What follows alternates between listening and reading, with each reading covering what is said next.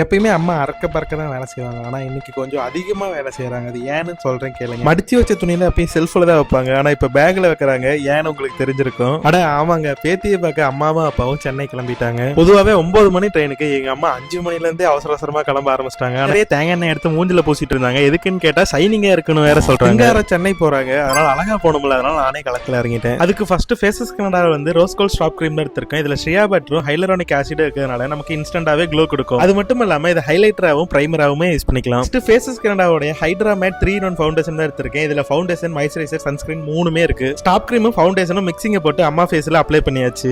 இது வந்து நல்ல கவரேஜ் தருது. அது மட்டும் இல்லாம 10 hours வரைக்கும் லாங் ஸ்டேவும் இருக்கும். அடுத்து அம்மா ஏன் சிரிக்கிறாங்கன்னு உங்களுக்கே தெரியும். அம்மாவுக்கு லிப்ஸ்டிக் போடவே பிடிக்காது.